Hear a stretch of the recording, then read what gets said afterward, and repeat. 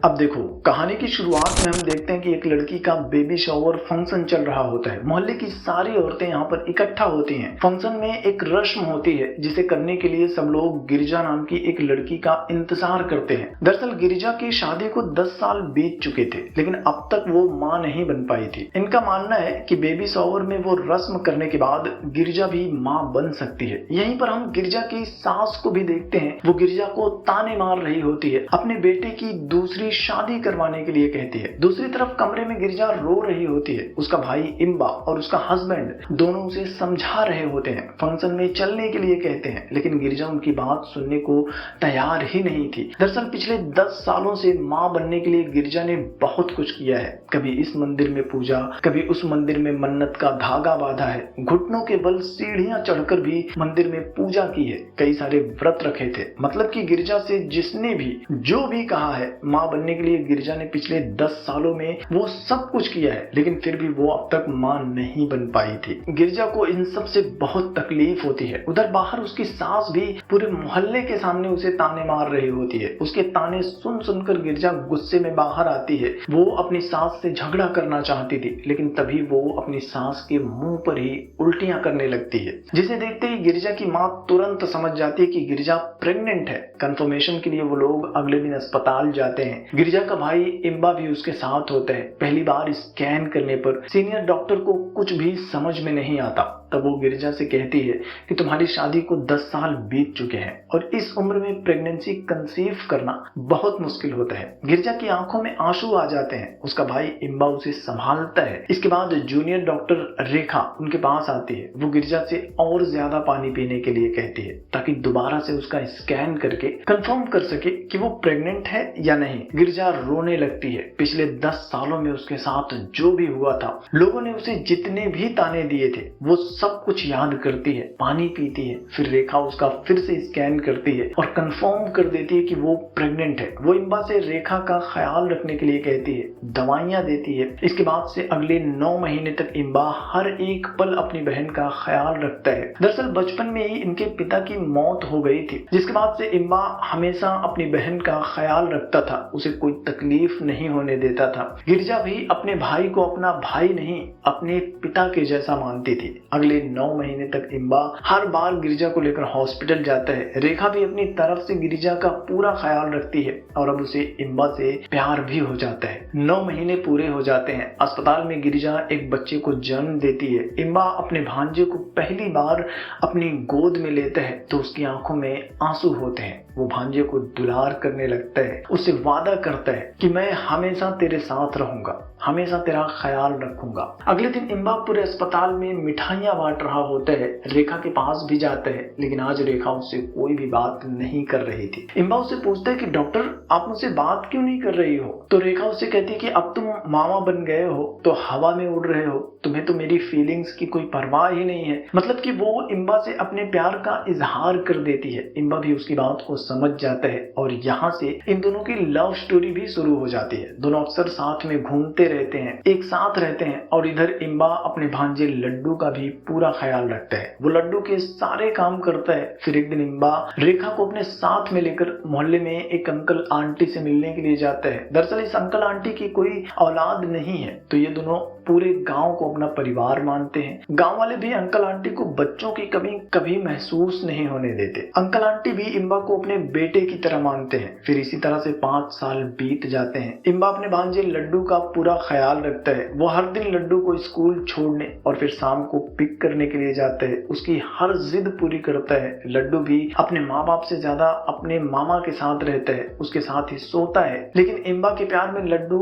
थोड़ा शरारती भी बन जाता है। इधर रेखा अपने घर पर अपने प्यार के बारे में बता देती है। रेखा के पापा भी इम्बा और रेखा की शादी के लिए मान जाते हैं और दोनों परिवार वाले मिलकर शादी की डेट फिक्स कर देते हैं। मंडप में लड्डू भी इम्बा और रेखा के बीच में बैठ जाता है और जैसे ही इम्बा मंगलसूत्र पहनाने वाला होता है, लड्डू जिद करने लगता है कि मैं मंगलसूत्र पहनाऊंगा। सब लोग उसे मनाने की कोशिश करते हैं, लेकिन लड्डू मानने को तैयार ही नहीं होता, रोने लगता है। तब इम्बा उसे अपनी चेन निकाल कर देता है और रेखा को पहनाने के लिए कहता है। लड्डू वो चेन रेखा को पहना देता है, जिसके बाद इम्बा रेखा को मंगलसूत्र बांधता है और इनकी शादी हो जाती है। फिर टाइम आता है सुहाग रात का। अब देखो, लड्डू हर रात अपने मामा के पास ही सोता था, तो आज भी लड्डू जिद करता है और इम्बा के कमरे में चला जाता है। वो रेखा और इम्बा के बीच में बैठ जाता है। रेखा और इम्बा बच्चे की नादानी को समझते हैं। वो लड्डू को कुछ भी नहीं कहते और उसके सोने का इंतजार करते हैं, लेकिन लड्डू पूरी रात उनके बीच में जागता रहता है। अगली रात भी लड्डू उन दोनों के बीच में सो रहा होता है। इम्बा चुपके से उठता है, वो रेखा को जगाता है, उसे अपने साथ लेकर एक दूसरे कमरे में जाता है। कमरे में एक पुराना बेड रखा हुआ था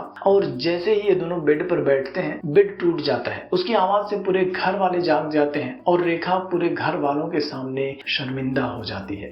फिर गिरजा घर वालों के साथ मिलकर इन दोनों को हनीमून पर भेजने का प्लान बनाती है। वो इस बात का पूरा ख्याल रखती है कि लड्डू को इस बारे में पता न चले, नहीं तो वो इन्हें जाने नहीं देगा। लड्डू खेलने में बिजी था और ये लोग लड्डू से छुप कर निकलने वाले होते हैं, लेकिन तभी इम्बा की माँ लड्डू को आवाज देती है कि तुम्हारे मामा जा रहे हैं, आकर मिल लो। लड्डू वहां आता है और उनके साथ जाने की जिद करने लगता है, रोने लगता है और उसे रोता हुआ देखकर इम्बा मजबूरी में अपना हनीमून प्लान कैंसिल कर देता है। इन सब की वजह से अब रेखा उदास रहने लगती है। उसे ये सब पसंद नहीं आ रहा था। शादी के बाद उसे इम्बा के साथ प्राइवेसी नहीं मिल रही थी। इसकी वजह से उन दोनों के बीच में झगड़ा भी होने लगता है। दोनों एक दूसरे से बात करना भी बंद कर देते हैं। फिर एक दिन गिरजा की माँ उसके पास जाती है, उसे अपने घर के हालात बताती है। कहती है कि इम्बा और रेखा एक दूसरे से बात नहीं कर रहे हैं। वो गिरजा से कहती है कि इम्बा बता रही थी कि लड्डू थोड़ा हाइपर एक्टिव बच्चा है, तो उसे किसी डॉक्टर को दिखाना चाहिए। और ये सुनते ही गिरजा भड़क जाती है। वो कहती है कि मेरा बेटा कोई पागल नहीं है कि मैं उसे डॉक्टर के पास लेकर जाऊं। जब मैं लड्डू को मारती थी, समझाती थी, तो इम्बा मुझे रोक देता था। वही लड्डू को हमेशा अपने पास सुलाता था। उसने ही लड्डू को बिगाड़ा है, तो मैं क्या करूं? वो अपनी माँ से झगड़ा करने लगती है, तो गुस्से में गिरजा की माँ भी वहां से चली जाती है। फिर कुछ दिन के बाद गिरजा के घर पर एक फंक्शन होता है। रेखा भी वहां आती है। फंक्शन में रेखा और गिरजा झगड़ा करने लगते हैं। गिरजा कहती है कि तुम एक बच्चे के साथ एडजस्ट नहीं कर पा रही हो, एक बच्चे से इतनी नफरत कर रही हो कि उसे पागल कहती हो। रेखा उसे समझाने की कोशिश करती है कि लड्डू हाइपर एक्टिव बच्चा है, उसे काउंसलिंग की जरूरत है, लेकिन गिरजा उसकी बात सुनने को तैयार ही नहीं थी। वो कहती है कि मेरा बेटा पागल नहीं है, तुम्हें अपने पति के साथ एंजॉय करना है, इसलिए तुम उसे अपने घर से भगाना चाहती हो। तो रेखा भी बोल देती है कि तुम अपने पति के साथ एंजॉय करने के लिए ही अपने बच्चे को हमारे पास भेजती हो क्या? ये मामला बहुत ज्यादा बढ़ जाता है। गिरजा अपने भाई से कहती है कि आज के बाद तुम मेरे घर पर कभी मत आना। फिर वो लड्डू को भी मारने लगती है कि आज के बाद से मामा मामा मत करना, नहीं तो बहुत मारूंगी। इसके बाद रेखा का ट्रांसफर भी दूसरे शहर में हो जाता है। वो इम्बा को भी साथ में चलने के लिए कहती है, लेकिन इम्बा मना कर देता है और ट्रांसफर कैंसिल करवाने के लिए कहता है। तब रेखा उससे कहती है कि देखो, अगर तुम्हें हमेशा लड्डू के साथ ही रहना था तो फिर तुमने मुझसे शादी क्यों की?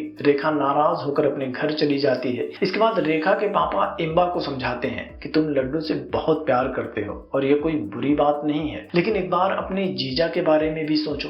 10 साल तक तुम्हारी बहन मां नहीं बन पाई थी, तो जिस तरह से लोगों ने तुम्हारी बहन को ताने मारे थे, वैसे ही उन्होंने तुम्हारे जीजा की मर्दानगी पर भी सवाल उठाया होगा।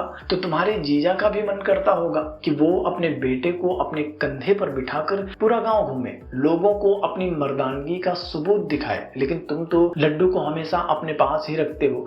लड्डू के पापा को कभी टाइम ही नहीं मिलता कि वो लड्डू के साथ खेल सके। इम्बा को याद आता है कि एक बार जब वो काम में बिजी था, लड्डू को स्कूल से पिक करने नहीं जा पाया था, तब उसके जीजा जी उसे स्कूल से पिक करने के लिए गए थे, तो टीचर उन्हें पहचान भी नहीं पाई थी कि ये आदमी लड्डू के पापा हैं। रेखा के पापा कहते हैं कि तुम रेखा के साथ जाओ या ना जाओ, ये तुम्हारी मर्जी है, लेकिन लड्डू को उसके माँ बाप से दूर मत करो। इम्बा को भी उनकी बात समझ में आ जाती है। वो तुरंत अपने जीजा को कॉल करता है, उनसे कहता है कि आज रात लड्डू को आप अपने पास ही सुला लेना। लड्डू के पापा भी खुश हो जाते हैं, लेकिन इम्बा लड्डू से दूर नहीं रह पाता। थोड़ी देर बाद वो खुद ही उनके घर पहुंच जाते हैं, लड्डू के पास जाकर सो जाता है। लड्डू के पापा को बहुत बुरा लगता है, लेकिन हमेशा की तरह आज भी वो कुछ नहीं बोलते। इधर इम्बा लड्डू को कुछ अच्छी अच्छी बातें समझाने की कोशिश करता है कि जैसे तुम्हें अपने मम्मी पापा के साथ रहना चाहिए, उनके साथ ज्यादा वक्त बिताना चाहिए, उनकी हर बात माननी चाहिए, टाइम से स्कूल जाना चाहिए, तुम्हें अपने मम्मी को परेशान नहीं करना चाहिए। मतलब कि वो लड्डू को समझाकर सुला देता है और अगले दिन रेखा के साथ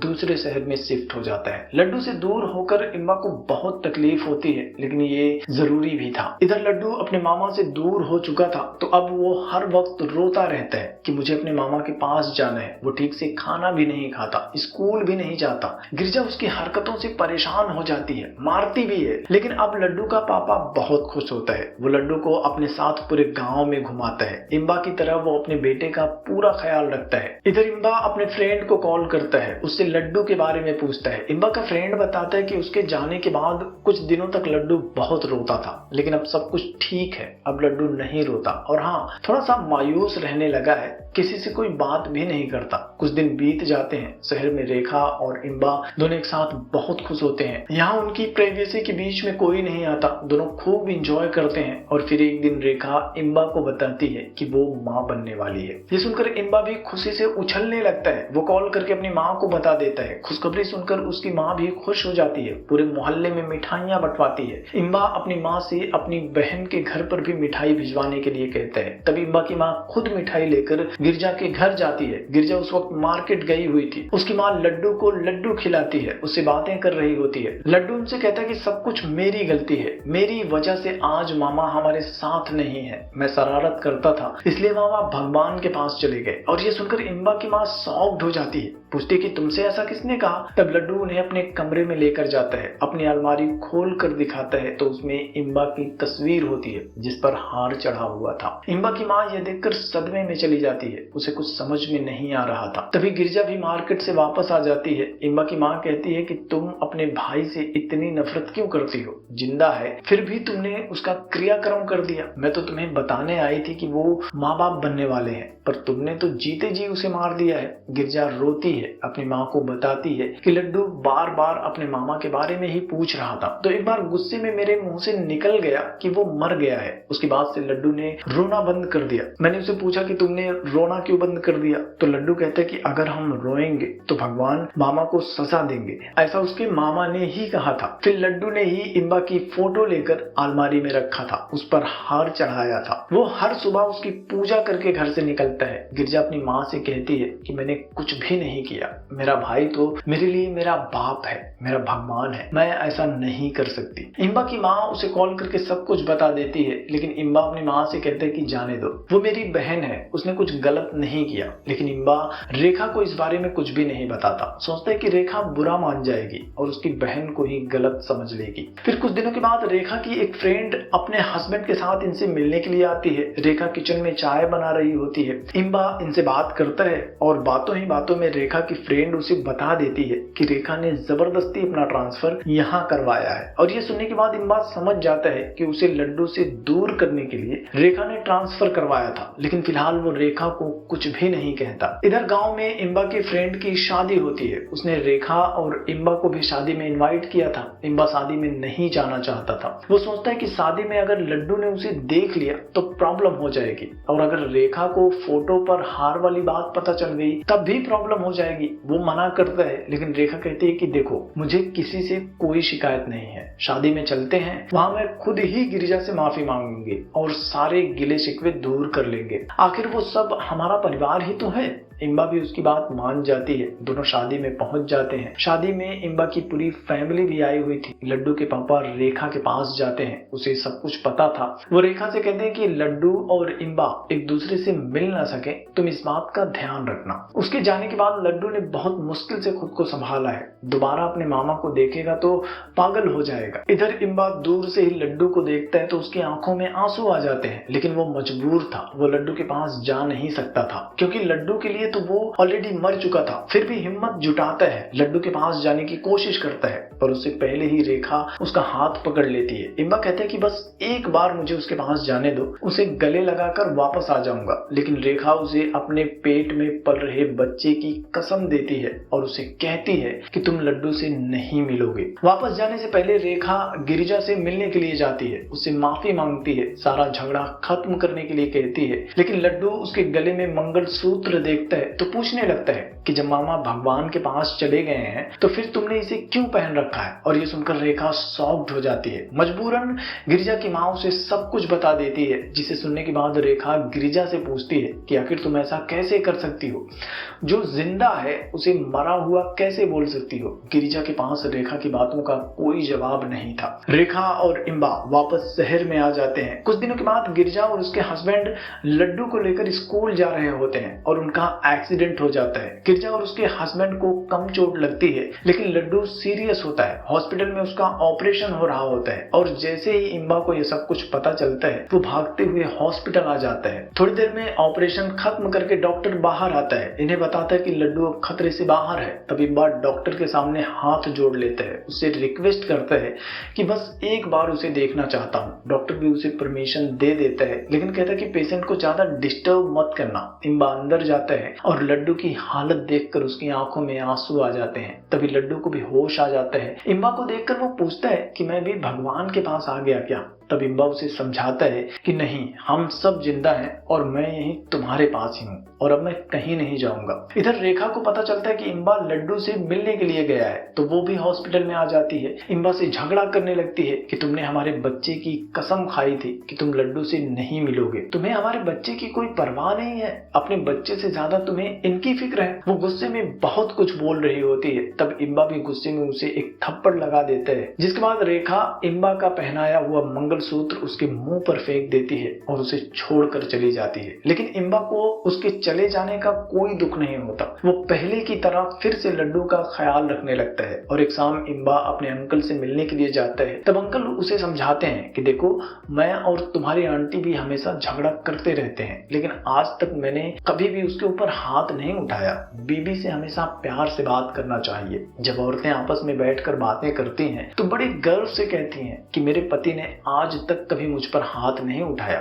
लेकिन रेखा अब ये बात कभी नहीं बोल पाएगी। तुमने उसके ऊपर हाथ उठाकर बहुत बड़ी गलती की है। अंकल की बात सुनकर इम्बा को भी अपनी गलती का एहसास होता है कि उसने रेखा के साथ बहुत गलत किया है और कुछ दिन बाद उसे रेखा की तरफ से डिवोर्स पेपर भी मिल जाता है। इसके कुछ दिन बाद इम्बा के आंटी की मौत हो जाती है। अंकल आंटी से बहुत प्यार करते थे। बड़े दुखी मन से वो आंटी का अंतिम क्रियाक्रम करते हैं, लेकिन आंटी की मौत का सदमा बर्दाश्त नहीं कर पाते और उनके गम में अंकल की मौत भी हो जाती है। अंकल आंटी की प्रेम कहानी इम्बा के लिए एक प्रेरणा बन जाती है। उसे भी रेखा की फिक्र होने लगती है। वो रेखा से अलग नहीं होना चाहता था और फिर एक दिन रेखा को हॉस्पिटल में भर्ती करवा दिया जाता है। रेखा जुड़वा बच्चों को जन्म देती है। इम्बा उनसे मिलने के लिए जाता है, लेकिन रेखा की फैमिली वाले इम्बा को बाहर ही रोक लेते हैं, उसे अपने बच्चों से मिलने भी नहीं देते। रेखा का भाई उन सबको हॉस्पिटल से जाने के लिए कहता है। इम्बा उनसे माफी मांगना चाहता था, लेकिन गिरिजा उसे रोक लेती है। वो अपने भाई से कहती है कि गलती मेरी है तो माफी भी मैं ही मांगूंगी, मेरी वजह से ही तुम दोनों के बीच में झगड़ा हुआ है। वो इम्बा से भी माफी मांगती है कि अपने बेटे के प्यार में मैं ये भूल गई थी कि तुम मेरे भाई नहीं, मेरे लिए मेरे पापा हो। लेकिन इम्बा कहता है कि ठीक है, इसमें तुम्हारी कोई गलती नहीं है, तुमने जो भी किया अपने बच्चे की भलाई के लिए किया था। और इन सब के बीच में लड्डू चुपके से अंदर रेखा के पास चला जाता है। रेखा से माफी मांगता है कि जो भी हुआ मेरी गलती थी, लेकिन अब आप मामा से झगड़ा मत करो, अब मैं आपको परेशान नहीं करूंगा। इसके बाद लड्डू उन बच्चों के पास जाता है, उनके साथ खेलने लगता है और लड्डू के पैदा होने पर इम्बा ने उससे जो कहा था, लड्डू भी इनसे वही कहता है कि मैं तुम दोनों का ख्याल रखूंगा, हमेशा तुम दोनों के साथ रहूंगा। उसकी प्यारी प्यारी बातें सुनकर रेखा भी इमोशनल हो जाती है और तभी इम्बा भी अंदर आ जाता है। वो भी रेखा से माफी मांगने लगता है। रेखा भी उसे माफ कर देती है और वो एक दूसरे को गले लगा लेते हैं। इसी के साथ ये फिल्म भी खत्म हो जाती है। तो इस फिल्म की कहानी आपको कैसी लगी कमेंट बॉक्स में अपना ओपिनियन शेयर जरूर करना। वीडियो को लाइक करना, शेयर करना और चैनल को भी सब्सक्राइब कर लेना। जल्दी मिलूंगा आपसे एक और नई वीडियो के साथ। तब तक के लिए थैंक यू।